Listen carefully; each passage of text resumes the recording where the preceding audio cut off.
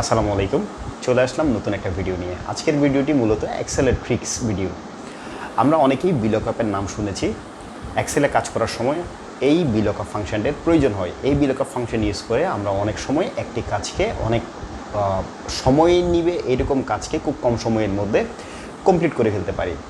So আজকে আমরা দেখব কিভাবে VLOOKUP ইউজ করে আপনি একটি কাজকে অনেক কম সময়ের মধ্যে সম্পন্ন করতে পারেন। চলুন দেখে নেওয়া যাক ভিডিওটি।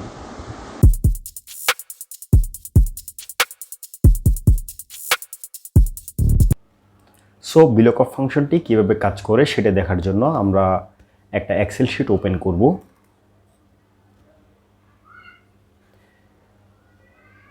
এই এক্সেল শিটের মধ্যে দুইটা শিট আছে, একটা শিট 1 এবং শিট 2। সো শিট 1-এর মধ্যে আমরা দেখতে পাচ্ছি কিছু প্রোডাক্টের barcode, product name, product group, category এবং স্টক কোয়ান্টিটি দেওয়া আছে। স্টক কোয়ান্টিটি কলামটা দেওয়া আছে। সো সবগুলো কলামের মধ্যে ডাটা আছে, অনলি স্টক কোয়ান্টিটির মধ্যে কোনো ডাটা নেই। এখন শিট 2-র মধ্যে দেখা যাচ্ছে আমার ওপেনিং ডেট, আমার কোন ইউজার এন্ট্রি করেছে এই সমস্ত ডাটা এবং বারকোড এবং স্টক কোয়ান্টিটিগুলো দেওয়া আছে। সো আমরা কাজ করার সময় অনেক সময় দেখি বিভিন্ন ডিপার্টমেন্ট কাজ করে বা বিভিন্ন টিম কাজ করে, যারা এক একটা শিট বা এক একটা ফাইল প্রোভাইড করে।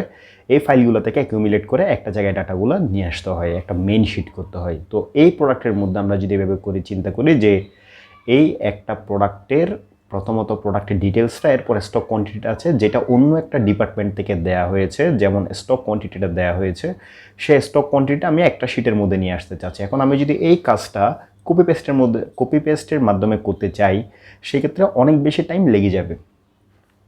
এই টাইমটাকে সেভ করার জন্যই আমরা আজকে VLOOKUP ফাংশনটা দেখব। সো VLOOKUP ফাংশনটা ইউজ করার জন্য প্রথমত আমাদেরকে দুইটা শিটের মধ্যে যেই শিটে ডাটা নিয়ে আসবো এবং যেই শিট থেকে ডাটাটা নিয়ে আসবো, দুইটা শিটের মধ্যে একটা মেইন ভ্যালু থাকতে হবে। যেই রেফারেন্স ধরে আমরা যেই লকআপ ভ্যালু ধরে আমরা এই ডাটাটা, আমাদের এক্সপেক্টেড ডাটাটা নিয়ে আসবো। সো সেই ক্ষেত্রে আমাদের এই শিটের মধ্যে লকআপ ভ্যালু হচ্ছে বারকোড, কারণ আমার শিট 2-র মধ্যেও বারকোড এই ফিল্ডটা আছে।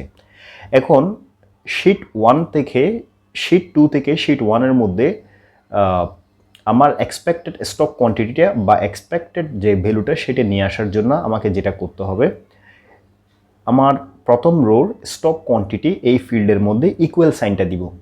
ইকুয়াল সাইন দেওয়ার পরে আমার বাম দিকে কর্নারে কিছু ফাংশন আছে, ফাংশনের একটা অপশন আছে যেখান থেকে আমাকে VLOOKUP শো করছে। এখানে অনেকগুলো ফাংশন আছে, পরবর্তীতে আমরা এগুলো নিয়ে কথা বলবো। আমরা প্রথম যে ফাংশনটা দেখাচ্ছে VLOOKUP, আমি VLOOKUP-এ যখন সিলেক্ট করলাম সাথে সাথে একটা উইন্ডো ওপেন হলো। সেই উইন্ডোতে আমি প্রথমত লকআপ ভ্যালু বলতে যেই লকআপ ভ্যালু দিয়ে উপর বেস করে আমি অন্য শিট থেকে ডাটাটা নিয়ে আসবো। সেক্ষেত্রে এই শিটের মধ্যে আমার লকআপ ভ্যালু হচ্ছে বারকোড ফিল্ডটা। সো আমি প্রথম রোর বারকোড ফিল্ডের মধ্যে ক্লিক করলাম। ক্লিক করার পরে এরপরে আমাকে অপশনটা হচ্ছে টেবলের যেই টেবল থেকে বা যেই শিট থেকে আমি ডাটাটা নিয়ে আসবো, যেমন আমি শিট 2 থেকে নিয়ে আসবো, শিট 2 থেকে বারকোড এবং স্টক। সো বারকোডের উপর বেস করে আমি স্টকটা নিয়ে আসবো। এখন বিভিন্ন শিটে এমন হইতে পারে আমার যে লকআপ ভ্যালু বা যে রেফারেন্স ভ্যালু সেটা আমার সি কলামে এবং আমার এক্সপেক্টেড ভ্যালু বা স্টক কোয়ান্টিটি বা যে কোয়ান্টিটিটা বা যে ডাটাটা আমি নিয়ে আসতে চাচ্ছি সেটা এমনও হতে পারে যে কলাম বা কে কলাম বা যে কোনো কলামে থাকতে পারে।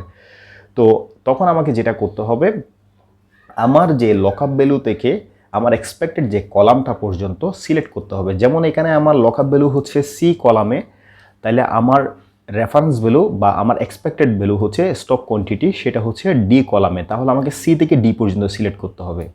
এখন এমনও হইতে পারে এটা যদি যে কলামে থাকতো আমাকে সি থেকে জে পর্যন্ত সিলেক্ট করতে হতো, এবং সি থেকে জে পর্যন্ত যে কয়টা কলাম আছে সেই সংখ্যাটা আমাকে গুনতে হবে। যেমন সি থেকে ডি পর্যন্ত 2টা কলাম, আবার সি থেকে জে পর্যন্ত হলে সেই ক্ষেত্রে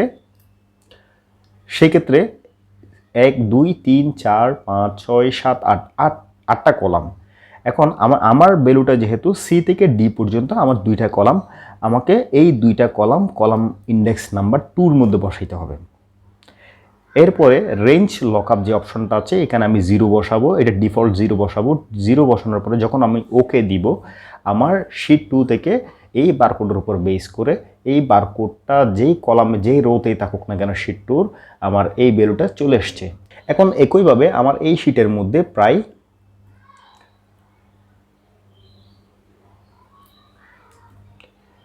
228টা বা 229টা রো আছে আমার সবগুলা কলামের মধ্যে। আমি এই ইফেক্টটা অর্থাৎ এই স্টক কোয়ান্টিটিটার ইফেক্টটা ফেলতে চাচ্ছি।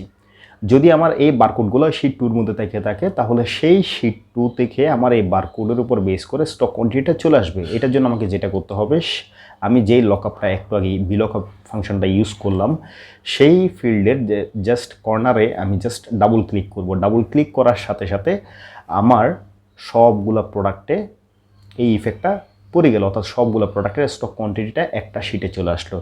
সো এভাবে করেই আমরা এক্সেলে কাজ করার সময় একটা জটিল কাজ বা সময় সাপেক্ষ কাজকে খুব সহজেই অল্প সময়ের মধ্যে সমাধান করে ফেলতে পারি। সো আজকে এই পর্যন্তই। ভিডিওটি দেখার জন্য ধন্যবাদ, এবং আপনি যদি এই চ্যানেলে নতুন হয়ে থাকেন তাহলে লাইক এবং সাবস্ক্রাইব করে আমাদের সাথেই থাকুন। দেখা হবে পরবর্তী ভিডিওতে। ধন্যবাদ। আসসালামু আলাইকুম।